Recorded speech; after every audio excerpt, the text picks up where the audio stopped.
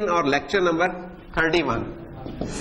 एक लेक्चर रह गया हमारा, तो उसकी कोई मेकअप हमने कुछ कर लिया था यार ना, काउंट वाइज एक रह गया, लेकिन वैसे तो हमने पूरा कर लिया। पेपर में पास रख ले। हाँ, एक जैसे कहते हैं ना एक्सटेंशन लेक्चर्स होते हैं, तो वो रखा जा सकता है। तो लास्ट लेक्चर हमारा कह लेंगे एक किस्म का ना, कह लेंगे क्लोजिंग ओवरव्यू है। जो इंटेल का एफपीयू वगैरह तो हमने कर लिया था, और लास्ट लेक्चर में हमने शुरू किया था इंटेल के जो एसआईएमडी टेक्नोलॉजी बेस्ड था, ठीक है। तो उसमें एमएमएक्स को हम कर रहे थे।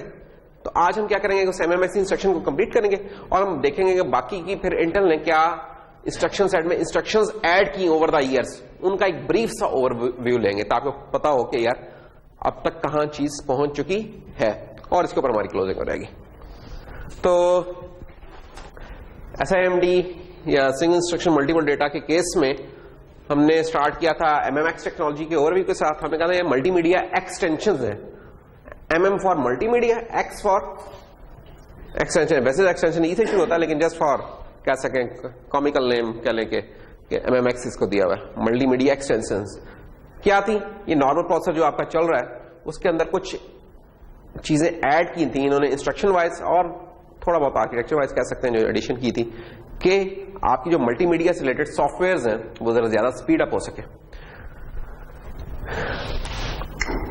इसके हमने देखा था यार इन्होंने कुछ, जब भी कोई आर्किटेक्चर में ऐड हो रहा है ना, तो आपके ध्यान में फौरन कुछ चीजें आनी चाहिए कि यार क्या क्या ऐड हुआ होगा। क्या उन्होंने कोई रजिस्टर्स नए ऐड किए, क्या उन्होंने एग्जिस्टिंग जो रजिस्टर्स थे उनमें कोई मॉडिफिकेशन सजेस्ट की है, इंस्ट्रक्शंस नहीं ऐड की हैं। तो इस तरह की कुछ चीजें हो सकती हैं, ठीक है, जब भी कोई आर्टिफिशियल। तो जब ये वाला इन्होंने किया था, इन्होंने 3 डेटा टाइप्स ऐड की। रजिस्टर कोई नया ऐड नहीं किया इन्होंने, डेटा टाइप्स 3 नहीं ऐड किए सिंपली। और वो क्या थी? पैक्ड डेटा टाइप्स हमने कॉन्सेप्ट इंट्रोड्यूस कराया था कि जिसमें आपके एक से ज्यादा जो डेटा यूनिट्स हैं वो पैक किए होते हैं। क्यों पैक करते हैं? ताकि आप एक ही इंस्ट्रक्शन में उनके ऊपर तमाम के ऊपर काम कर सकें। ये हमने एग्जाम्पल भी देखी थी लास्ट में। तो ये pack byte integer, pack word integers और पैक डबल वर्ड इंटीजर्स, ये इन्होंने इंट्रोड्यूस करवाए थे इसके अंदर, ठीक है। तो ये वो when these registers are packed, तो इस तरह की सिचुएशन होगी जो आपको अपीयर हो रही होगी। और ये है 64 बिट्स के। अच्छा, इसका प्रोग्रामिंग मॉडल क्या था? इसका प्रोग्रामिंग मॉडल था कि यार एक तो इसके अपने जो 8 रजिस्टर्स हैं वो हैं, दूसरा जो जनरल पर्पस रजिस्टर्स थे हमारे 8 वो भी इस्तेमाल कर रहा है। जो फ्लोटिंग पॉइंट यूनिट का प्रोग्रामिंग मॉडल था ना, उसमें एक फर्क था। उसके प्रोग्रामिंग मॉडल में जनरल पर्पस रजिस्टर शामिल नहीं थे। उसकी कोई भी इंस्ट्रक्शन जनरल पर्पस रजिस्टर के साथ डायरेक्ट डील नहीं कर सकती। सिर्फ एक इंस्ट्रक्शन थी जो कंपैरिजन जो होता था ना, उसके रिजल्ट को मूव करने के लिए इस्तेमाल होती थी, वो भी एक स्पेशल इंस्ट्रक्शन दी थी, उसके अलावा कुछ नहीं करती। तो उसके प्रोग्रामिंग मॉडल में ये चीज नहीं थी शामिल। इसके प्रोग्रामिंग मॉडल में है ये शामिल, प्लस इसके अपने, और ये मेमोरी रेंज पूरे 32 बिट की फ्लैट मेमोरी रेंज यूज कर सकता है। ये वो रजिस्टर्स हैं, इनको नेम हम कैसे कर रहे हैं? EAX, EBX नहीं, हम इनको MM मल्टीमीडिया 0, 1, 2 अप टिल 7, तो 8 रजिस्टर्स हैं। और क्योंकि 64 बिट के अंदर इसका मतलब ये हुआ कि अब हमारे पास मेमोरी में लोड था जो 64 बिट मेमोरी एक्सेस भी इन्होंने सपोर्ट कर रहे थे कि लोड आप 64 बिट कर सकते हैं और स्टोर भी आप 64 बिट कर सकते हैं। पैक्ड। अच्छा, जो खास बात थी, जो कभी कोई पूछ ले कि यार फर्क क्या है, फर्क क्या है, या कोई ये सवाल कर ले कि यार ये फ्लोटिंग पॉइंट यूनिट और ये जो एमएमएक्स रजिस्टर्स हैं, फ्लोटिंग पॉइंट यूनिट के रजिस्टर और एमएमएक्स के रजिस्टर का आपस में कोई रिलेशन है कि नहीं है, या कंपेयर कर दें। तो इसकी जो खास बात है वो ये है कि इनमें एक रिलेशन है, वो ये है कि एक ही रजिस्टर्स के 2 नाम है। बिहाइंड द सीन जो आर्किटेक्चर है उसमें सिर्फ ये एफपीयू के ही रजिस्टर हैं जो कि पहले से मौजूद थे। उन्हीं रजिस्टर्स को अब इन्होंने उनकी एलियासिंग कर दी है। एलियासिंग क्या कहती है? उसको एक और नेम दे दिया उन्होंने, इसको MM0 का या MM1 का या MM2 का। तो इस तरीके से इन्होंने नेम कर दिया। पीछे अगर रिसोर्स वाइज देखें वो वही वाले फ्लोटिंग पॉइंट यूनिट वाले रजिस्टर, इसका मतलब सेम रजिस्टर ही एफपीयू वाली इंस्ट्रक्शंस में यूज होते हैं, वही वाले रजिस्टर्स एमएमएक्स वाली इंस्ट्रक्शंस में भी यूज होते हैं। ये खास बात है, इनका रिलेशन है कौन सा, ठीक है ना।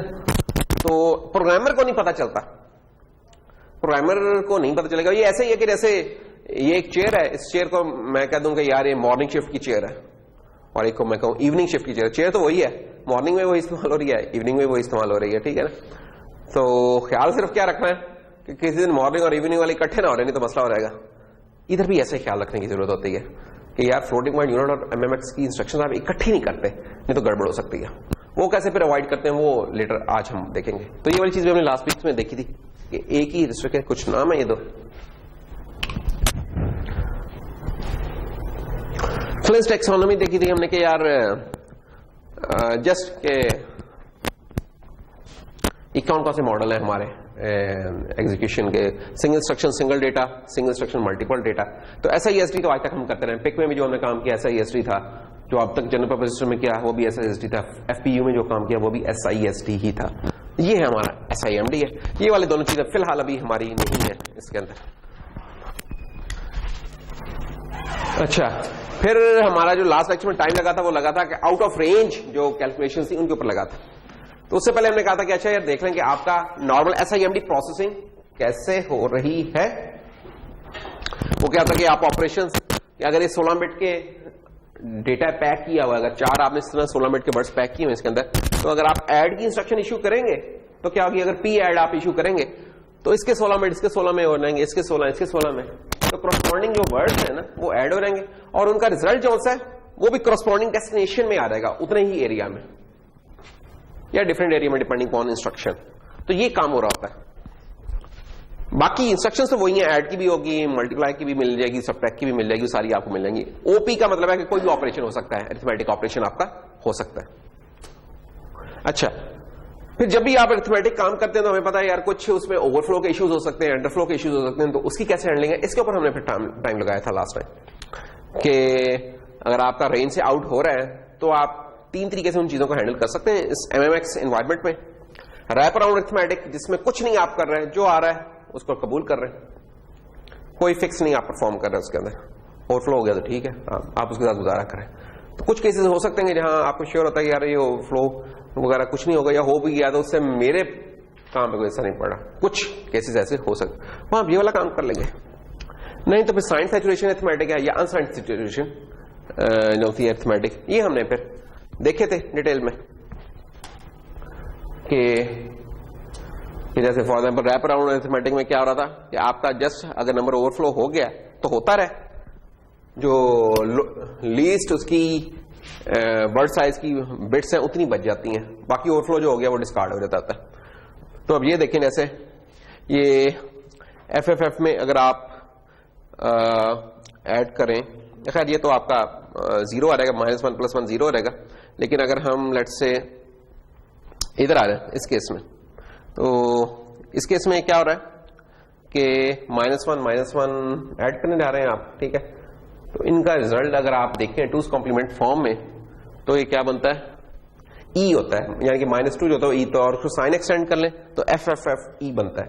तो ये हमारे पास जवाब आ गया। अच्छा, और क्या केस है, और ये वाला केस है कि नेगेटिव नंबर में आपने मिनिमम जो नंबर था उसमें आपने एक और सब्ट्रैक्ट किया तो ये उससे ज्यादा नीचे नहीं जा सकता था, तो ओवरफ्लो हो गया, तो ओवरफ्लो होने के बाद मैक्सिमम पॉजिटिव नंबर बन गया। तो रैप अराउंड वाले केस में क्या हम जानते बूझते हुए ओवरफ्लो अलाउ कर रहे हैं। क्यों जानते बूझते अलाउ कर रहे हैं? ये कुछ ऐसे केसेस हो सकते हैं जिसमें हमें पता है यार मैक्सिमम रेंजेस पे कभी चीज जाएगी नहीं, तो इसलिए आप ध्यान भी नहीं कर रहे होते हैं। लेकिन अगर आपको पता हो कि यार मैक्सिमम रेंजेस पे चीज जा सकती है, तब फिर आप सैचुरेशन में आ जाते हैं। वो सैचुरेशन फिर साइन भी हो सकती है और वो सैचुरेशन फिर हमारी अनसाइंड भी हो सकती है, इसमें आप साइन का ख्याल है। साइन के केस में आपका नेगेटिव और पॉजिटिव वाला केस है, अनसाइन के केस में मिनिमम 0 होता है, मैक्सिमम आपका जो भी वो जितनी बिट्स है उनकी 2 की पावर ले लें -1, वो केस बनता है। तो ये हमारी एक समरी थी out of range condition handling की, कि रैप अराउंड अरिथमेटिक में उन्हीं चीजों का जवाब क्या आ रहा है, साइन में क्या जवाब आ रहा है और अनसाइन में क्या आ रहा है। तो ये इंस्ट्रक्शंस है बाय द वे, ठीक है ना।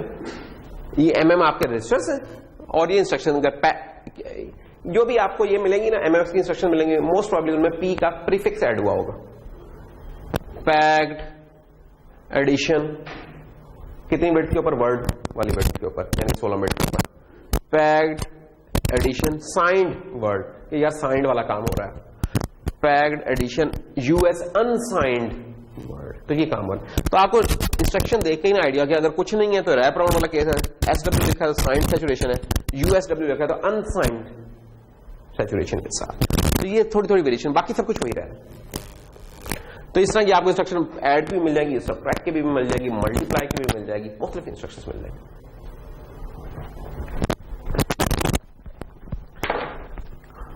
अच्छा, ये वो अब इंस्ट्रक्शन सेट है आपका। अभी जो हमने इंस्ट्रक्शन यूज की है रैप अराउंड के केस में, हमने ये वाली इंस्ट्रक्शन यूज की, pad P add W. Signed saturation में हमने ये वाली यूज की है, पी एड एस डब्ल्यू, और अनसाइंड में ये वाली। तो ये उनके करस्पॉन्डिंग वर्जन हमने इस्तेमाल किए। आप देख सकते हैं कि हर केस में हमारे पास ये करस्पॉन्डिंग वर्जन नहीं है। फॉर एग्जाम्पल कंपैरिजन में हमारा कोई इस तरह का नहीं है, करस्पॉन्डिंग वर्जन एग्जिस्ट कर रहा है। और अनपैक का मतलब होता है कि आपने वर्ड्स पैक किए हैं कि आपने 64 बिट में एक के बाद एक रख दिया है। पास का आपको जरूरत पड़ सकती है वो जो 64 बिट में आपने पैक किया तो अलग-अलग निकाल लें एक एक करके। उसके लिए फिर अनपैकिंग की इंस्ट्रक्शंस होती हैं। तो ये अनपैक की इंस्ट्रक्शन, पैक की भी इंस्ट्रक्शंस है।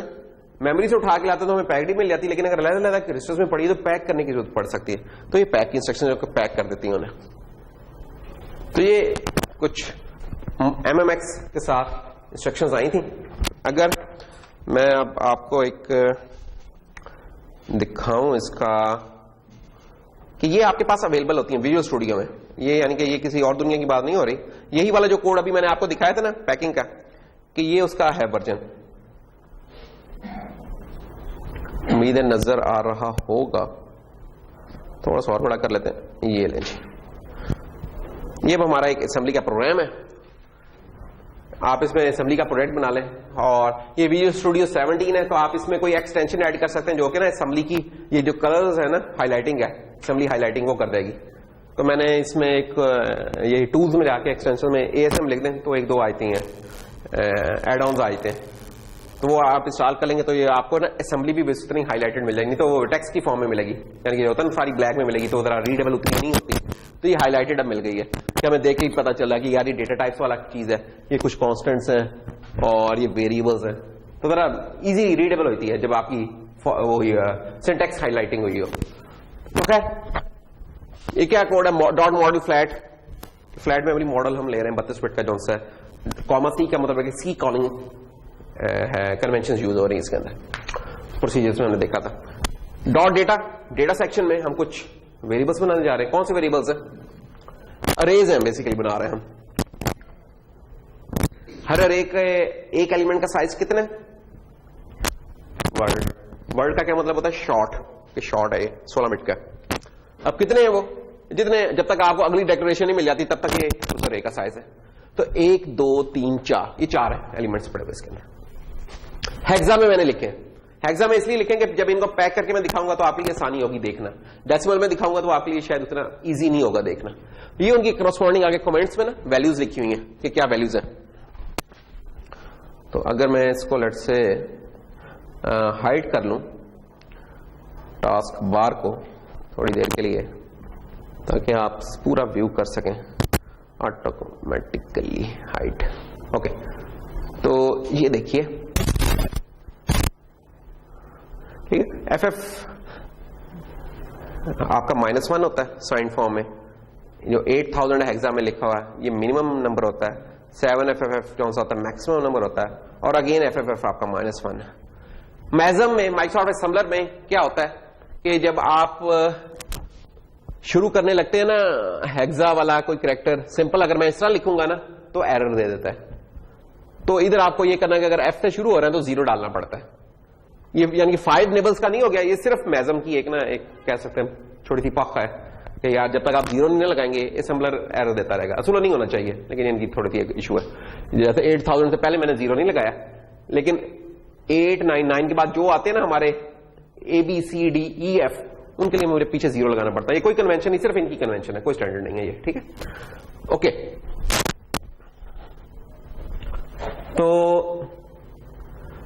तो ये एक अरे बना ली है X अगली अरे बना ली y, तो x में पड़ा हुआ है और y में पड़ा, क्या पड़ा हुआ है?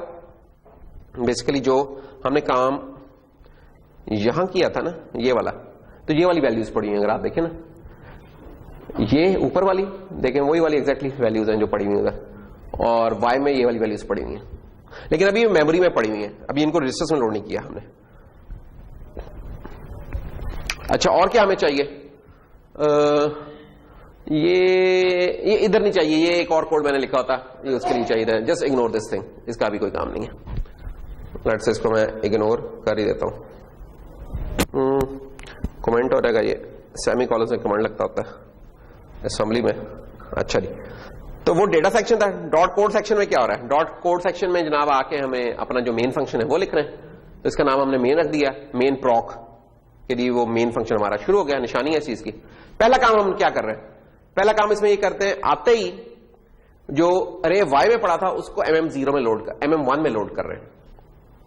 ठीक है, तो ये जो ऊपर चीज नजर आ रही है ना आपको, ये वाला अरे y में जो नजर आ रहा है, ये सारा ff11 ये लोड हो जाएगा mm1 में। तो इसको कैसे आप देख भी सकते हैं, F10 करके चला लें। ओके, तो ये चीज चल पड़ी है। इसमें अगर मैं ये व्यू को थोड़ा सा एक्सपैंड कर लूं, तो ये देखें मेरा इस वक्त करंट लाइन मेरी कौन सी है, जिसके ऊपर ये पॉइंटर है खड़ा हुआ। ठीक है, अच्छा, अब होगा ये कि ये काम चल कैसे रहा है, मैं एक मिनट आपको जरा स्टेप बाय स्टेप ही ले चलूं।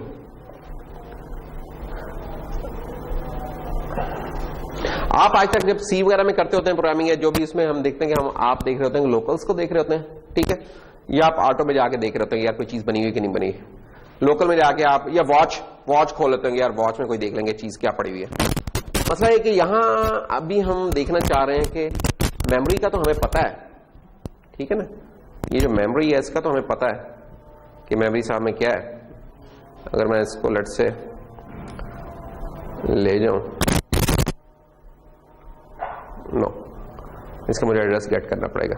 ओके, खैर ये देखिए मैं अब क्या कर रहा हूं, अरे वाई ये कौन सी अरे है ना, ये सेकंड लाइन कौन सी है, ये वाली FFM, इसको मैं फैच करना चाह रहा हूं MM1 में। तो इसको चला देते हैं, तो होगा कि MM1 में ये वैल्यू आ चुकी है, MM1 जो रजिस्टर है उसके अंदर ये वैल्यू आ चुकी हुई है।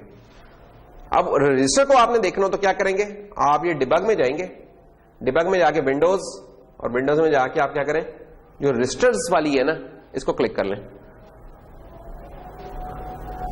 तो ये देखें, ये नीचे रजिस्टर्स की विंडो खुल गई हुई है। अब इस रजिस्टर की विंडो में अगर आप देखें तो इसमें वही वाले रजिस्टर नजर आ रहे हैं जो आपने काफी देख चुके हैं, EAX, EBX, ECX, general purpose registers नजर आ रहे हैं। MM रजिस्टर नहीं नजर आ रहा है इसके अंदर। उसके लिए क्या करेंगे, आप इस जगह पे क्लिक करें, राइट क्लिक करें, और इसे कहेंगे यार मुझे जरा MMX रजिस्टर शो कर दो। ये देखिए, ये साथ ही MMX रजिस्टर शो होगा। और मैंने किस में लोड किया था, MM1 में लोड किया था, तो ये देखें MM1 में वो पड़ा हुआ है चीज 1 फिर ऑल एफ्स पड़े हुए हैं। तो अगर हम ऊपर देखें जाके तो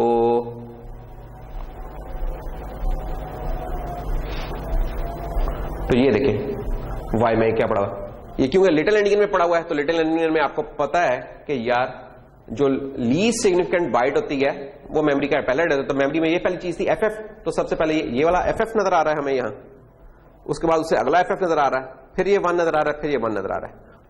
तो रिवर्स ऑर्डरिंग में हमें इस तरह चीज नजर आ रही होती है जो कि हम जिसमें हमने एंटर किया होता है, ठीक है ना। ये तो लिटिल एंडियन वाली चीज है, इसमें तो कोई नई बात नहीं है। ये देखें, हम कह रहे हैं कि MM1 में क्या पड़ा हुआ है, 001 001 FFF। क्यों? क्योंकि ये हमने चीज लोड की है, ये लोएस्ट एड्रेस है, ये उससे अगला एड्रेस है, ये उससे अगला एड्रेस है, ये उससे अगला एड्रेस है। तो लोएस्ट एड्रेस हमें पता है क्या बनता होता है, आपकी लीस्ट सिग्निफिकेंट बाइट या वर्ड वाली जगह पे जाएगा, उससे अगला उससे। तो ये वाला वर्ड लीस्ट सिग्निफिकेंट वर्ड इस MMX रजिस्टर में क्या बनेगा, राइट मोस्ट, यहां आ गया, फिर उससे अगला उससे अगले वाले 4 में आ गया, फिर उससे अगला 1 वो यहां पे आ गया, और आखिरी 1 वाला वो इस जगह पर आ गया। तो क्योंकि लिटिल एंडियन में लोडिंग हुई है तो इसलिए आपको उल्टा होकर नजर आ रहा है, यानी कि अगर आप डायरेक्ट इसे कंपेयर करेंगे तो कंपेयर नहीं कर पाएंगे, आप कहेंगे यार ये पता नहीं उल्टा आ गया, हालांकि ऐसा नहीं है, लिटिल एंडियन में ये चीज। तो MM1 में ये चीज आ गई। इसी तरीके से एक और क्वाड वर्ड हम लोड कर लेते, क्यू का मतलब है कि 64 बिट लोड कर लो, F10 किया। अब ये देखें MM0 में क्या आ गया आपका, MM0 में वो जो X वाली लाइन थी, पहली लाइन जो नजर आ रही है ऊपर, ये वाली, ये लोड हो गई है अब MM0 के अंदर। अब इसमें इंपॉर्टेंट बात ये है कि अगर आप देखें इन रजिस्टर्स के अंदर कोई बाउंड्री नहीं उन्होंने लगाई हुई। ये आपको पता है कि बाउंड्री क्या है, आपको पता है कि आप 16 बिट की पैक्ड वैल्यू लोड कर रहे हैं, आपको पता है एग्जैक्ट बाउंड्री क्या है। मेमोरी में कुछ नहीं पता होता किसी को किस बाउंड्री पे चीजें, वो प्रोग्रामर को पता होता है कि कैसे वो इस्तेमाल कर रहा है। उसके बाद हम अगला क्या हम करने जा रहे हैं, PADW, पैक्ड एडिशन। कितनी बाउंड्री के ऊपर, ये हम बता रहे हैं कि वर्ड के ऊपर, बाइट के ऊपर, डबल वर्ड के ऊपर। ये वर्ड के ऊपर हम कर रहे हैं तो हमने W लिख दिया। तो क्या होगा कि MM0, MM1, इसका मतलब है कि MM0 के अंदर MM1 को ऐड कर दो और इसका रिजल्ट भी MM0 में डाल दो। तो जनाब अब हम जब इसे एग्जीक्यूट करेंगे तो MM0 हमारा अपडेट हो जाएगा। तो ये देखिए MM0 में आप देख सकते हैं कि ये वो वाली वैल्यूज हैं जो कि हमने यहां देखी थी। कौन कौन सी थी वो वैल्यूज, ये वाली FFE 7FF 8000 80। तो ये देखें FFE 7FF 8000 और 00, ठीक है ना, जो हमने उधर अभी स्लाइड्स के ऊपर देख रहे थे ना, क्योंकि ये बहुत छोटी फॉन्ट है इसलिए ये वाला 8 शायद आप मिस कर रहे हो, ये 8 है लिखा हुआ, बाकी जीरोस है। तो ये वही वाली है, एक एक करके एग्जीक्यूट करते रहे, ये वही चीजें जो कि आपको उधर नजर आएगी। दिखाने का मकसद ये था कि ये वाली चीजें आपके जो पीसीज आप लैपटॉप इस्तेमाल करें उनमें मौजूद है। सिंपल व्यू उनका हाइड हुआ है, आप उसके व्यू को इनेबल करें तो आप देख सकते हैं और इन फीचर्स को इस्तेमाल कर सकते हैं। अरे इसलिए अगर आप देखें ना तो फ्लोटिंग पॉइंट के रजिस्टर भी यहां नजर नहीं आ रहा है, उसके लिए आप क्या करें, राइट क्लिक करें, फ्लोटिंग पॉइंट को क्लिक कर दें, ये फ्लोटिंग पॉइंट को ST0 ST1 वो थे ना रजिस्टर्स, वो नजर आने लग जाएंगे आपको। अच्छा, इसके अलावा कुछ और भी चीजें, SSC, AVX, फ्लैग्स, ये सारी चीजें आप देख सकते हैं, CPU सेगमेंट्स, ये सब कुछ देख सकते हैं। तो जैसे जैसे जरूरत हो आप उन रजिस्टर्स को एनेबल करके देख सकते हैं कि क्या हो रहा है उसमें। अभी हम देखेंगे थोड़ी देर में SSC और AVX क्या होता है, इसको भी अभी हम थोड़ी देर में चेक करते हैं। कुछ और भी चीजें जो कि आप देख रहे हैं ग्रे हुई हैं, वो इसलिए हुई कि ये मेरा ये वाला प्रोसेसर सपोर्ट नहीं करता। फॉर एग्जाम्पल AVX 512 जो सा, ये अभी 2 साल पहले आई है, चीज नई है बिल्कुल। मेरा ये लैपटॉप को 4 साल पुराना है, तो इसमें वो चीज की सपोर्ट नहीं है, ठीक है। तो जिन्होंने पिछले 1 साल 2 साल में लिया है उनके पास ये होगी, ये वाला, ये इंस्ट्रक्शन सपोर्टेड होगी। अच्छा, और कुछ और भी हैं, ये नियॉन इंस्ट्रक्शंस बेसिकली इंटेल के लिए नहीं है, ये होती हैं आपके आर्म एक और प्रोसेसर है आर्म का जिसका हमने जिक्र किया था, ये उसके अंदर होती है neon instructions, neon floating point. तो ये इसलिए नहीं है। इंटेल की ये वाली थी AVX 3D नाउ भी इसमें सपोर्टेड नहीं है, वो रिप्लेस हो चुकी है इधर से। तो खैर ये सब दिखाने का मकसद ये था कि इस तरीके से आप काम कर सकते हैं इस असेंबली के अंदर, ठीक है। वापस चलते हैं, एक बीच में डिटूर था हमारा कि यार ये चीजें आप प्रोग्राम कैसे करेंगे इन एक्चुअल। वापस आ जाए। अच्छा, तो इस तरीके से आप ये इंस्ट्रक्शन इस्तेमाल करें और किन किन लेंथ पे इस्तेमाल कर सकते हैं। देखें अभी हमने किया था इसको, इधर गया वो, ये अभी हमने इस्तेमाल किया था इसको वर्ड लेंथ है, तो आप इसको डबल वर्ड पे भी इस्तेमाल कर सकते हैं, इसको बाइट पे भी कर सकते हैं। अच्छा, MMX के अंदर आप नोट करें, इसके अंदर फ्लोटिंग पॉइंट की पैकिंग नहीं नजर आ रही है, हमें सिर्फ इंटीजर्स की पैकिंग नजर आ रही है, ठीक। अच्छा, तो ये इंस्ट्रक्शन सेट चल रहा था, ये वही वाला प्रोग्राम जो अभी चलाया ना मैंने, ये उसी का कोड इधर ये डाला हुआ, ये वाला कोड है। उधर सिर्फ अरे का नाम मैंने लंबा सा लिखा था, इधर छोटा कर दिया इसका नाम, और कोई फर्क नहीं है। अच्छा, अब एक चीज है, क्योंकि हमारा सेम रजिस्टर्स यूज हो रहे हैं, फ्लोटिंग पॉइंट के भी वही रजिस्टर है, MMX के भी वही रजिस्टर है, तो होता क्या है अगर कभी हम MMX का कोड लिख रहे हैं और लिखते लिखते हमें ख्याल है यार ये फ्लोटिंग पॉइंट कोड भी थोड़ा सा चला लो, ये फ्लोटिंग पॉइंट का काम कर दो यार, अच्छा ये MMX वाला काम कर ले। ये कब हो सकता है सिचुएशन, ये सिचुएशन हो सकती है फॉर एग्जाम्पल आप कोई गाना सुन रहे हैं, आप कोई स्काइप पे कॉल कर रहे हैं, वीडियो कोई देख रहे हैं, तो मोस्ट प्रोबेबली वहां मल्टीमीडिया एक्सटेंशन यूज हो रही होंगी। वो करते करते आपको ख्याल आया यार मैटलैब में मैं छोटा सा एक कोड तो चला लूं, असाइनमेंट है वो भी करनी है। मैटलैब के अंदर वो चीज मोस्ट प्रोबेबली फ्लोटिंग पॉइंट में चल रही है, तो होगा कि आपका प्रोसेसर को जगल करना पड़ेगा 2 चीजों में, यार इधर तो गाना चल रहा है, इसको मल्टीमीडिया वाली चीज चाहिए, उधर फ्लोटिंग पॉइंट वाली चीज है, तो क्या करें। तो कुछ काम करने होंगे प्रोसेसर को, वो डिपेंड करते हैं काम आप किधर से किधर जाना चाह रहे हैं, उसके हिसाब से काम चेंज होते हैं। अगर आप तो आपको क्या करना पड़ेगा, जब भी यानी कि स्विच होगा ना, फॉर एग्जांपल कि जब भी आप MMX इंस्ट्रक्शन चलाएंगे, जैसे अभी हम इंस्ट्रक्शन चला रहे थे MMX की, तो होगा क्या, जो FPU का जो स्टेट रजिस्टर था ना, जो उसमें स्टेटस रजिस्टर था, उसमें क्या होगी, कुछ चीजें अपडेट होंगी। क्या, टॉप ऑफ द स्टैक उसमें 0 पे सेट हो जाएगा जब भी MMX चलेगी। वैसे तो हमें पता ना कहीं भी हो सकता था, 0 से लेकर 7 तक वो 0 पे सेट हो जाएगा। और तमाम जो टैग वर्ड्स हैं उनकी स्टेट वैलिड सेट हो जाएगी, जो कि वैलिड हो सकते थे, इनवैलिड हो सकते थे, एम्प्टी हो सकते थे, वो तो वैलिड पे सेट हो जाएंगे। अच्छा, और हमें पता है कि जो फ्लोटिंग पॉइंट यूनिट का रजिस्टर है वो है 80 बिट का। उस 80 बिट में क्या होता है कि 63 थे आपके मेंटिसा के लिए, 1 था साइन के लिए, और बाकी के थी आपकी एक्सपोनेंट के लिए। ऐसा ही है 63 या 64। हाँ, वो क्या करेगा, जो एक्सपोनेंट वाला पार्ट है ना, उन तमाम को वंस कर देगा MMX। तो ये कुछ काम कर रहा होगा, इस तरह का काम है 64 से लेकर 79 तक, बिल्कुल ऐसे। तो ये काम कर रहा होगा वो। और इन तीनों कामों करने से होगा क्या कि FPU की जो स्टेट थी, जो काम हो रहा था, वो स्टेट खत्म हो जाएगी सारी।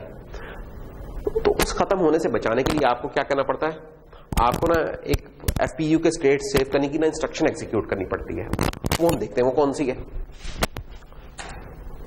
तो अगर हम फ्लोटिंग पॉइंट यूनिट से MMX के कोड की तरफ जा रहे हैं तो हमें क्या करना पड़ेगा, स्टेट सेव करेंगे। उसकी कौन सी इंस्ट्रक्शन है, F save and FX save देंगे। ये दो इंस्ट्रक्शन एग्जीक्यूट करेंगे, उसकी पूरी स्टेट सेव हो जाएगी। स्टेट से सेव होने से क्या मुराद है, जो रजिस्टर्स के कंटेंट्स है वो सेव हो रहेंगे, टैग वर्ड्स हैं, कंट्रोल वर्ड, स्टेटस वर्ड, जो भी चीजें सारी सेव हो रहेंगी। फिर आप जनाब MMX का काम करें। अच्छा, अब MMX से आप वापस फ्लोटिंग पॉइंट की तरफ जाना है तो क्या करना होगा, फिर आप MMX से रजिस्टर सेव करें। ठीक है, उनको भी आप इन्हीं कमांड से सेव कर सकते हैं। और एक एडिशनल काम करना पड़ेगा, ये एक इंस्ट्रक्शन एग्जीक्यूट करनी पड़ती है, एम्प्टी MMX स्टेट, EMMS। ये क्या करती है, जो MMX की स्टेट थी ना उसको क्लियर कर देती है। तो जब आपने MMX से फ्लोटिंग पॉइंट यूनिट की तरफ जाना है तो आपको ये वाले काम करने पड़ेंगे, फ्लोटिंग पॉइंट यूनिट से उस तरफ जाना तो ये काम करने पड़ेंगे। तो आप सोच ये देख लें कि जब भी आप एक मल्टीमीडिया एप्लीकेशन से मैटलैब की तरफ जा रहे हैं तो पीछे CPU जल्दी से ये काम कर लेता है, और जब मैटलैब से, और जब मल्टीमीडिया से मैटलैब की तरफ जा रहे हैं तो ये वाला काम हो रहा होगा, और मैटलैब से मल्टीमीडिया की तरफ जा रहे हैं तो मोस्ट प्रॉब्ली आपका ये वाला काम हो रहा होगा। लेकिन क्योंकि कुछ इंस्ट्रक्शंस हैं, आपका प्रोसेसर चल रहा होता है गीगाहर्ट्ज की स्पीड पे, तो आपको पता नहीं चलता कि पीछे हो गया, लेकिन ये बहुत सारा काम CPU कर रहा होता है। तो ये था जनाब हमारी मल्टीमीडिया। ये वो चीज थी कि जिससे इन्होंने एक्सटेंशंस ऐड करना शुरू की थी। फिर उसके बाद जनाब ये करते गए, करते आ रहे हैं, अभी तक चलता आ रहा है काम। तो MMX की, MMX के बाद 3D ना, और ये तो इनकी हम क्विक सी समरी देख लेते हैं कि क्या क्या इन्होंने एडिशंस की हैं। MMX से जो कहानी स्टार्ट हुई थी, ठीक है, मजीद देखनी है तो स्टैक ओवरफ्लो पे भी आप चेक कर सकते हैं, या इनके इंस्ट्रक्शन सेट मैनुअल है उसमें आप चेक कर सकते हैं। तो MMX इंस्ट्रक्शन इन्होंने ऐड किए 96 में अराउंड। पेंटियम MMX, उस प्रोसेसर का नाम भी पेंटियम MMX था। तो ये जो लिखा हुआ ये है एक्सटेंशन का नाम। उसके बाद जो ब्रैकेट्स के अंदर लिखा हुआ पहली चीज वो प्रोसेसर है जिसमें पहली दफा आई थी, और उसके बाद ईयर है कि कौन से ईयर में ये चीज हो रही है। तो MMX आपकी ऐड हुई है 96 में। और क्या एडिशन क्या की थी, जो अभी हमने थोड़ी देर पहले देखी भी है कि 8 64 बिट के रजिस्टर्स वो इन्होंने किए थे ऐड, जो कि नहीं ऐड किए थे उनको नाम दे दिया था इनफैक्ट। और इंस्ट्रक्शंस ऐड की थी जो कि packed, signed, unsigned bytes, word और डबल वर्ड के साथ काम करती थी। ये वाला इन समरी 2 लाइनों में MMX क्या करता है वो ये काम उसमें इंट्रोडक्शन थी। उसके बाद 2 सालों बाद 3D नाउ आ गया। ये जब लॉन्च हुआ था इन्होंने कहा था जी 3D गेम्स बड़ी तेज चलेंगी और ना बड़ा माहौल होगा वगैरह वगैरह। ये 98 में भी कहते थे। तो खैर इसमें इन्होंने क्या किया था, इसमें इन्होंने ये किया कि ये वाली जो एडिशन थी ना ये सिर्फ इंटीजर्स थी, इसमें आके इन्होंने फ्लोटिंग पॉइंट की भी सपोर्ट दे दी MMX में।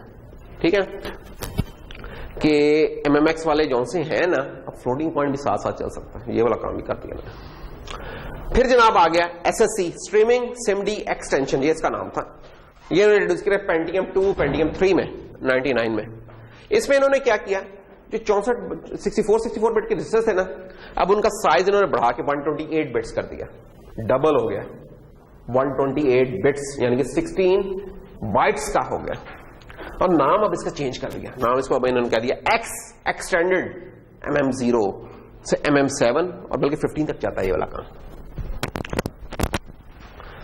ये क्या करता था ये जनाब, इसके अंदर अब आप 4 single precision floating point instructions भी पैक कर सकते थे। पहले तो इंटीजर होती थी ना, अब ये भी काम हो सकता है। और फिर SSC2 इन्होंने P4 एक होता था इनका, उसमें डाला इन्होंने 2001 में। इसमें क्या किया इन्होंने कि SSC में सिंगल प्रिसीजन होती थी पैक, इसमें डबल प्रिसीजन की भी पैकिंग कर दी, यानी कि जो डबल होता है ना कि डेटा टाइप वो भी पैक हो सकती है, 2 डबल वर्ड्स आ सकते हैं इसमें, डबल प्रिसीजन फ्लोटिंग। इसको डबल इंटीजर वाले से नहीं करना, वो तो 32 बिट का था, डबल प्रिसीजन जो फ्लोटिंग होता है वो 64 बिट का होता है। तो जनाब ये डाल दिया। फिर SSC3 आ गया 2004 में। इसमें इन्होंने क्या कर दिया, इसमें इन्होंने एडिशन जो की कोई ज्यादा एडिशन नहीं थी, वो हम देखेंगे भी अभी थोड़ी देर में आगे कि क्या था। कि एक तो इन्होंने अनअलाइंड लोड का था, मैंने आपको किसी लेक्चर में बताया था कि अलाइंड लोडिंग होती है और अनअलाइंड लोडिंग होती है। कि अगर आपने लेट से अगर 8 बाइट्स लोड करनी है तो आप चाह रहे होते हैं कि आपका जो एड्रेस है वो 8 से डिविजिबल हो, ताकि आप एक ही फैच में उस 8 की 8 उठा के ले आए। जब वो जितना डेटा आप उठाना चाह रहे हैं और उससे वो डिविजिबल नहीं है एड्रेस, तो होता क्या आपको मल्टीपल रीड पड़ते हैं मेमोरी के, तो उससे थोड़ा सा एक परफॉर्मेंस ओवरहेड आ सकता है, या परफॉर्मेंस ओवरहेड है या वो चीज ही गलत लोड होगी, ये दोनों काम हो सकते हैं। तो इन्होंने क्या किया, इन्होंने कहा गया अनअलाइंड लोड दे देते, चीज गलत ना हो, परफॉर्मेंस ओवरहेड पड़ता है तो पड़ता है, चीज गलत ना हो, तो इन्होंने इसमें इसकी सपोर्ट दे दी। फिर जनाब आगे supplemental streaming SIMD extensions 3 Intel core 2 processor होते थे, उसमें इन्होंने लॉन्च किया था। याद नहीं है कोर 2 क्वाड कोर वो एक होता था प्रोसेसर, वो ये वाला एक सीरीज होती थी, तो 2006 में इन्होंने इसमें डाल दिए। तो इसमें कुछ शफल की पैकिंग अनपैकिंग की इस तरह की इंस्ट्रक्शंस थी, वो हम देखेंगे आगे। कहानी चल रही है, चलती जा रही है। फिर SSC4 4.1 4.2 ये आ गया, ये इन्होंने 2006 ऑनवर्ड्स ये वाली चीजें इंट्रोड्यूस करवाई थी, ये भी कोर 2 आर्किटेक्चर में ही थी। और इसमें अब इन्होंने क्या कर दिया, कोई ना स्पेशलाइज इंस्ट्रक्शन देने लगे। लीनियर अलजेब्रा तो आपने पढ़ लिया है, तो लीनियर अलजेब्रा से रिलेटेड कुछ जो पॉलिनोमियल प्रोसेसिंग की चीजें हैं उसकी इंस्ट्रक्शंस की डायरेक्ट सपोर्ट इन्होंने डाल दी थी, और राउंडिंग की कुछ स्केलिंग की सपोर्ट डाली थी, तो ये सारी चीजें इसके अंदर थी। अच्छा, फिर 2008 में इन्होंने क्या किया, AES एक होता है एडवांस इंक्रिप्शन स्टैंडर्ड, इंक्रिप्शन वगैरह के लिए यूजर होता है, तो उससे स्पेसिफिक कुछ इंस्ट्रक्शंस होती हैं। रोटेशन तो है ही है, लेकिन पैक्ड के ऊपर रोटेशन सपोर्ट तो वो इन्होंने डाल दी, वर्टिकल रोटेशन इस तरह की चीजें होती हैं, तो इसकी सपोर्ट इन्होंने डाली थी। ये किसमें डाली थी, ये कोर i3 वगैरह जो आजकल चल रहे हैं ना, ये इनकी जो फर्स्ट जनरेशन आई थी, सेकंड जेन, उसमें इन्होंने किया था। और आगे चले, फिर आए थे AVX एडवांस वेक्टर एक्सटेंशंस, नाम खत्म होते जा रहे हैं तो उन्होंने नए नए लफ्ज डालते जा रहे हैं। एडवांस वेक्टर एक्सटेंशन AVX, ये 2011 में इंट्रोड्यूस हुई थी सैंडी ब्रिज में, जो आपका सेकंड जनरेशन था उसके अंदर। तो इसमें क्या किया, MMX में जो 64 बिट का था, SSC में जाकर जो 128 बिट के हो गए थे रजिस्टर, वो अब कितने हो गए, 256 बिट्स के।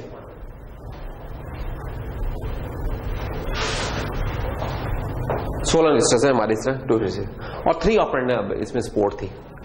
फिर जनाब इन्होंने एक छोटी सी एडिशन और की, FMA, इसे कहते हैं fused multiply add. Multiply accumulate का जो ऑपरेशन इंटीजर्स में होता था वो अब इन्होंने फ्लोटिंग पॉइंट में भी दे दिया, तो इसकी सपोर्ट डाल दी। फिर जनाब 2013 में AVX2 4th जनरेशन में निकाल दिया। अब मेरा जो था ये 3rd जनरेशन है, तो ये AVX तक सपोर्ट करता है, इसे आगे को सपोर्ट नहीं करता। तो जो 3rd जनरेशन ऑनवर्ड्स है वो इसको भी सपोर्ट करते हैं AVX2 के, इसमें मजीद कुछ इंटीरियर डेटा टाइप्स दे दी। और 2015 में जो 6th जनरेशन है, जो कि मोस्ट प्रोबेबली जिन लोगों ने साल के अंदर अंदर लिया तो उनका 6th जनरेशन कंप्यूटर होगा ये वाला, तो उसमें AVX 512 जो सा इसकी भी सपोर्ट है मौजूद। तो इसमें कुछ रेसिप्रोकल्स लेना, एक्सपोनेंट्स निकालने, इन सब की ठीक सी सपोर्ट है इसके अंदर। जो काम किया है इसमें वो ये है कि जो चीज 256 तक पहुंची थी ना रजिस्टर साइज, वो 512 तक पहुंच चुका हुआ है।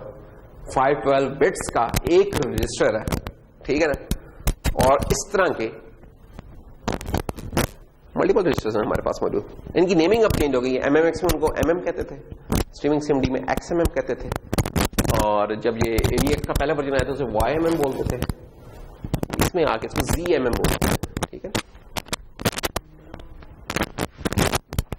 इसका पता नहीं क्या बनता है, बस इन नाम रख दूंगा। तो खैर ये ब्रीफ सी समरी जो पता होनी चाहिए कि यार इनकी एक्सटेंशन क्या होती नहीं है। बाकी उनको इस्तेमाल प्रोग्राम करना वैसे ही जैसे MMX को हमने इस्तेमाल किया ना, बिल्कुल वैसे ही उसको इस्तेमाल करना। अब थोड़ा सा इनकी क्विक एक ग्लांस कर लेते हैं कि यार क्या है क्या। MMX हमने देख लिया, 3D नाउ स्किप करके SSE पे आ जाते हैं, स्ट्रीमिंग सिम्बली एक्सटेंशन में। P3 में इसमें जो खास बात है, सिर्फ मैं खास चीजों पे करता हूं, बाकी ये इंफॉर्मेशन है जो आप पढ़ सकते हैं कहीं कि इसमें 128 bit packed single position floating point instruction, 4 आप फ्लोट्स पैक कर सकते हैं। और इसके अलावा कुछ इन्होंने एडिशनल ऑपरेशन सपोर्ट की थी जो कि इंटीजर्स पे हो सकते थे। वो कौन से, वो भी बताते हैं आपको कौन से ऑपरेशंस थे। ये इसका प्रोग्रामिंग मॉडल है SSE का।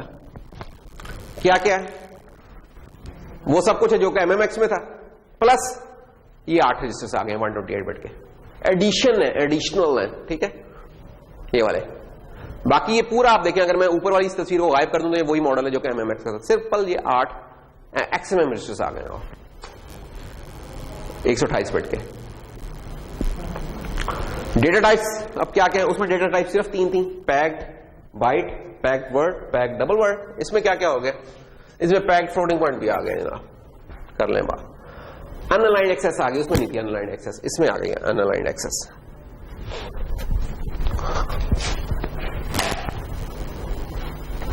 ये वो ऑपरेशन जो पहले हमने आपको MMX में दिखाया था, वहां इंटीजर्स के लिए दिखाया था, अब ये वही वाले ऑपरेशन अब फ्लोटिंग पॉइंट पे भी हो सकते हैं। ठीक है, SSE2 में क्या किया, रजिस्टर साइज 128 बिट है, सिर्फ ये क्या पैकिंग अप ये डबल पोजीशन की, जो पहले सिर्फ सिंगल पोजीशन की पॉसिबल थी, अब डबल पोजीशन की भी हो सकती है। और बाकी कुछ और है फिर एडिशनल मॉडिफिकेशंस। इसका प्रोग्रामिंग मॉडल क्या है, इसका प्रोग्रामिंग मॉडल आप देखें तो वही है जो कि SSE का था, तकरीबन वही है, कोई फर्क नहीं है इसके अंदर, वही XMM रजिस्टर्स हैं, वही है। सिर्फ ये है कि अब इन XMM रजिस्टर्स में 2 डबल भी पैक हो सकते हैं, इंस्ट्रक्शंस कोई नहीं आ गई हैं। ये डेटा टाइप्स हैं सपोर्टेड इसके अंदर, डबल पोजीशन, फ्लोटिंग पॉइंट, जो नई डेटा टाइप्स हैं। सिंगल पोजीशन तो था ही था, 128 बिट की पैक्ड बाइट्स आ गए, वर्ड्स आ गए, डबल वर्ड आ गए, क्वाड वर्ड आ गए। तो ये नई डेटा टाइप्स है SSE2 में, जो कि पहले नहीं थी। अब यानी कि आप एक इंस्ट्रक्शन के अंदर 16 बाइट्स के ऊपर at the same time processing कर सकते हैं। पहले जब 16 दफा चलना था, अब एक एट द सेम टाइम आप काम कर सकते हैं। SIMD यानी कि अपनी फुल पोटेंशियल पे यूज हो रहा है यहाँ।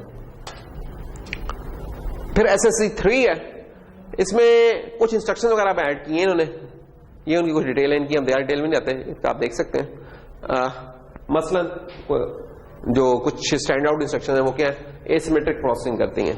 एसिमेट्रिक प्रोसेसिंग क्या मुराद है कि जब आप ये इंस्ट्रक्शन इशू करेंगे ऐड सब PD की, तो इसमें क्या होगा, इसमें ये होगा कि जो पहला हिस्सा है वो सब्ट्रैक्ट हो रहा है, जो अगला हिस्सा है वो ऐड हो रहा है। यानी कि अगर आपका कुछ इस तरह का काम है कि जिसमें आपने एडिशन और सब्ट्रैक्शन दोनों परफॉर्म करनी है, जो कि करनी पड़ सकती है, I think error correction course में वटर बी के अंदर शायद इस चीज की जरूरत होती है कि आपको प्लस भी परफॉर्म करना पड़ता है, माइनस भी परफॉर्म करना पड़ता है, करने की जरूरत होती है। वहां ये बड़ी चीज यूजफुल है कि आप एक ही इंस्ट्रक्शन लिखेंगे, लोअर हाफ में सब्ट्रैक्शन हो रही है, अपर हाफ में एडिशन का काम हो रहा है। और हॉरिजॉन्टल डेटा मूवमेंट्स है, हॉरिजॉन्टल डेटा मूवमेंट से क्या मुराद है, अभी एक रजिस्टर ये, एक रजिस्टर ये, इनके करस्पॉन्डिंग चीजें होती हैं। इसमें फर्क क्या है, यानी कि वो वर्टिकल डेटा मूवमेंट थी, अब हॉरिजॉन्टल आ गई। हॉरिजॉन्टल से क्या, अब X रजिस्टर का पहला हाफ और दूसरा हाफ आपस में ऐड होके इधर आ गए, इसका पहला और दूसरा हाफ आपस में ऐड होके इधर आ गए, ये काम हो रहा है। इसको हॉरिजॉन्टल डेटा मूवमेंट कहते हैं। अगर कोई आ रहा है हॉरिजॉन्टल डेटा मूवमेंट क्या होती है तो आप बता सकते हैं क्या होती है। फिर सप्लीमेंटल 370 एक्सटेंशन SMM, SSMDE3, इसमें इन्होंने कुछ इंस्ट्रक्शंस नहीं ऐड किए हैं और पैक्ड इंटीजर मल्टीप्लाई क्रिएशन और इस तरह के हैं। ये कुछ डिटेल्स हैं, ये आप चेक कर सकते हैं इसमें। और SSC 4 में क्या हो रहा है, इसमें फिर इन्होंने ना एक SSC 4 आया था, फिर 4.1 आया था, 4.2 आया था। काम जो इन्होंने किया कि अब इसमें आके ना इन्होंने एप्लीकेशन स्पेसिफिक इंस्ट्रक्शंस ऐड करना शुरू कर दी थी, जैसे स्ट्रिंग्स के साथ करने के लिए कुछ वो SSC 4.2 में इन्होंने ऐड किया था, मल्टीमीडिया के साथ करने के लिए 4.1 में किया था। तो इस तरह की कुछ एक्सटेंशन थी जो कि एप्लीकेशन स्पेसिफिक थी। और फाइनली एडवांस वेक्टर एक्सटेंशंस चल रही हैं इनकी AVX की, जो कि हमने बताया था कि 2011 में इंट्रोड्यूस हुई थी, और इनका आखिरी जो वर्जन आया है वो स्काई लेक में आया, जो कि 6th जनरेशन प्रोसेसर था उसके अंदर आया था 2015। तो इसमें क्या किया था इन्होंने, इसमें रजिस्टर्स हमने कहा बढ़ा दिए।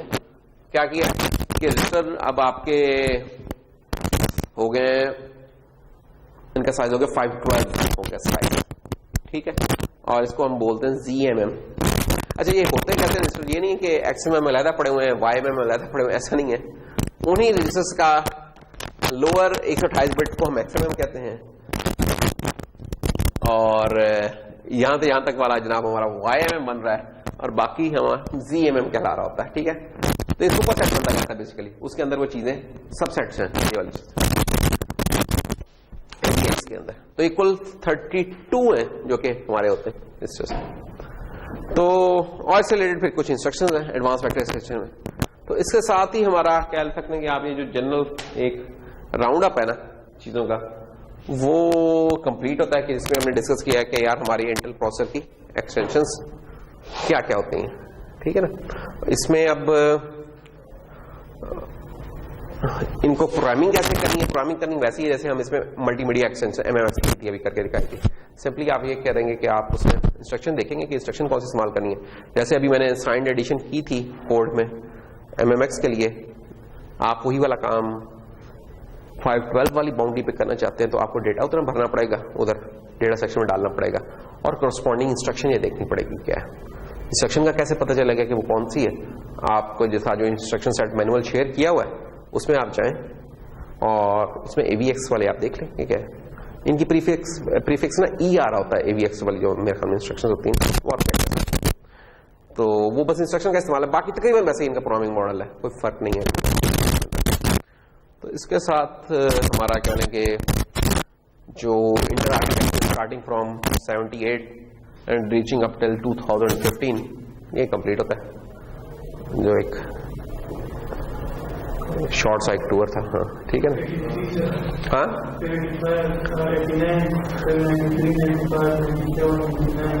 हाँ अभी जो कुछ डेट्स माशाल्लाह याद आज देखेंगे, बड़ी बात है। तो खैर 2050 तक है इनका, कुछ और है पे अब जियोन के लिए निकाल रहे हैं।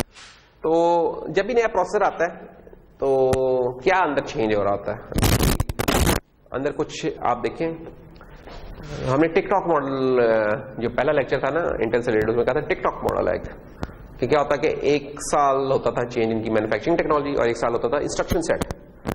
तो मैन्युफैक्चरिंग टेक्नोलॉजी में तो जो उसकी फैब्रिकेशन है वो चेंज होती थी कि जो ट्रांजिस्टर का साइज है वो उसे छोटा से छोटा करते रहते हैं या उसे बेहतर करते जाते हैं।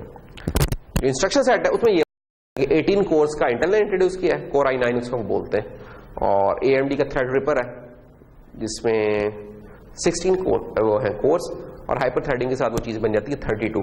हाइपर थ्रेडिंग क्या करती है कि आपका एक फिजिकल प्रोसेस अपीयर होता है एज ए 2 लॉजिकल प्रोसेसर्स। तो जितने प्रोसेसर आपको नजर इन एक्चुअल से डबल आपको अपीयर होते हैं, फिजिकली वो 2 ही होते हैं। 16 कोर्स हैं तो 32 नजर आएंगी, या जैसे कोर i3 मेरा है इसमें 2 कोर्स हैं, लेकिन टास्क मैनेजर में जाके देखूं तो ये मुझे 4 नजर आ रही होंगी कोर्स, ठीक है। तो इस तरह तो बहुत सारे काम होते रहे होते जा रहे हैं। तो काफी एक कंपेटिटिव एनवायरनमेंट है कि जिसमें इंटेल सुप्रीम रूल किया है, लेकिन अब AM जो सा आर्म है आर्म भी इसको कर रहा है, और AMD भी अब इसको थोड़ा सा तंग कर रहा है। तो बहरा तो ये इसका आर्किटेक्चर था, जरूरी है इस सेंस में ये इसको करना कि आपको पता हो कि यार क्या चीजें हैं, और कौन सी गेम प्रोग्रामिंग है कुछ और। अगर कोई गेम प्रोग्रामिंग की तरफ जाता है और उधर किसी ने जाके कोर्स को तेज करना है तो इन इंस्ट्रक्शंस को यूज करते हुए तेज कर सकता है। हमारे कंपाइलर्स जो उनसे होते हैं ना, जिनके थ्रू हम प्रोग्राम बनाते हैं, सी में बना लिया प्रोग्राम, वो बेचारे ना ये जो नए फीचर्स होते हैं ना इनको इस्तेमाल नहीं कर पाते। तो फिर क्या करना पड़ता है, आपको उनका असेंबली कोड लिखना पड़ता है उन चीजों को इस्तेमाल करने के लिए। तो फॉर एग्जाम्पल आपकी कहीं जॉब हुई है, कुछ और हुआ है, उधर कोई गेम चल रही है, गेम स्लो चल रही है, तो कहते हैं यार इसके लिए तो मुझे ना Core i7 प्रोसेसर चाहिए जो इतनी स्पीड पे चल रहा। तो अगर आपने ये चीजें पढ़ी और आप कहेंगे यार Core i7 रहने दो, मैं थोड़ा सा ये जो है ना कुछ फंक्शंस आपके जो 20-80 वाला रूल आपको बताया 20% of the code take 80% of the time, तो हम इस तरह करते हैं 20% कोड आइसोलेट करते हैं, उसको जो नया आर्किटेक्चर असेंबली इसमें ले जाते हैं, तो आप उसको पकड़ के ले जाएंगे तो हो सकता है कि वहां आपको 10 टाइम्स का स्पीड अप मिल रहा है, 8 to 10 टाइम्स। इसका मतलब क्या होगा कि जो चीज एक बहुत लेटेस्ट प्रोसेसर पे चल कर आ रहा था उसमें, हम जनाब वो पीछे चल रही है, क्यों पीछे, अब आप उसके तमाम फीचर्स को इस्तेमाल कर रहे हैं। तो आजकल प्रोसेसर के क्या हालात हैं कि ऐसा ही है कि आप के पास फरारी है, लेकिन उस फरारी को जो ड्राइवर बैठा हुआ बेचारा, कंपाइलर को अगर हम एक ड्राइवर कहें तो वो एक ऐसा ड्राइवर है जो उस फरारी के बेचारे को मेहराम से ज्यादा चला नहीं पाता स्पीड से, तो जुल्म नहीं है उस फरारी करेगी। तो हमारे प्रोसेसर ये समझेंगे फरारी है, लेकिन इनकी फुल पोटेंशियल पे कंपाइलर हमारे कोड जनरेट करते हैं। तो फुल पोटेंशियल पे करना हो तो फिर हम उनके कंपाइलर्स में ना चीजें जरा लेट आती हैं, असेंबली में हम डायरेक्ट कर सकते हैं वाला काम साथ, फिर हमें उसका जाके असेंबली में लिखना पड़ता है। तो ये काम है जो कि हम इस कोर्स में हम कर सकते हैं डेवलपमेंट, या कोई डिवाइस ड्राइवर के साथ है कोई ज्यादा काम करना है तो वो हम कर सकते हैं, या किसी जगह आपको परफॉर्मेंस ज्यादा चाहिए तो आप कहेंगे यार अच्छा मैं ये वाला काम कर देता हूँ, आप वही वाले सिस्टम से चलेंगे, ये आप कुछ काम कर सकते हैं।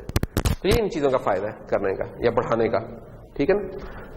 टोटल पूरे का पूरा प्रोग्राम को असेंबली में आजकल कोई भी नहीं लिखता, ना ही उसकी कोई जरूरत है, वो बिल्कुल एक डंकी वर्क है, कुछ नहीं चाहिए, वो कंपाइलर ज्यादा अच्छा काम करता है। सिर्फ आपने वो काम करना है जो स्पेशलाइज्ड काम है, जो ज्यादा प्रोसेसिंग खा रहा है और कंपाइलर के लिए उसका फास्ट कोड जनरेट नहीं करना। आपने उस कोड को पकड़ के इन चीजों के साथ AVX के साथ SSC के साथ पकड़ के उन्हें ऑप्टिमाइज करना है। फिर जनाब ये होगा कि हमने वो टर्बो मोड नहीं जैसे ऑन हुई थी, तो टर्बो मोड ऑन हो रहा करेगी उन पार्ट्स के लिए, क्यों वो बहुत ज्यादा चल रहे होंगे। खुद इमेजिन करें ना कि पहले एक इंस्ट्रक्शन अगर एक बाइट को प्रोसेस करना था, एक बाइट को छोड़े, आपने पहले अगर एक फाइल है लेट से 1 मेगाबाइट की, उसमें से आपने कोई प्रोसेसिंग करनी, लेट से उसको पूरी फाइल को मैं अपर केस में कन्वर्ट करना चाहता हूं, बिल्कुल एक बेसिक सी एग्जांपल कि अपर केस में कन्वर्ट करना है 1 मेगाबाइट की फाइल को, उसके लिए कोई कोड लिखना हो तो क्या करूंगा, आपने लोअर केस अपर केस में करने का बताया था ना, ऐड ऑपरेशन करके कर लेते थे। होना क्या था उसमें कि आपकी लूप जो चलनी थी ना वो 1 मेगा टाइम्स चलनी थी, 1 मेगा, एक बाइट उठानी थी, चेंज करना था, लिखवाना था। अब आप अगर इस AVX स्कीम के ऊपर आ जाते हैं ना, इधर आपकी वो लूप कितनी दफा चलेगी, इधर आपकी लूप चलेगी, वो 1 मेगा को डिवाइड कर लें आप जरा 512 से, इतनी दफा लूप चलेगी, ठीक है। यानी कि आपको एटलीस्ट 500 टाइम्स का गेन मिल जाएगा, 500 टाइम्स का। 500 टाइम्स का गेन का क्या मतलब है कि जो चीज पहले 500 मेगाहर्ट्ज पे चल रही थी वो आप 1 मेगाहर्ट्ज पे भी चलाएं और ये वाली चीजें फीचर इस्तेमाल कर लें तो वो 1 मेगाहर्ट्ज की स्पीड बराबर है 500 मेगाहर्ट्ज के साथ।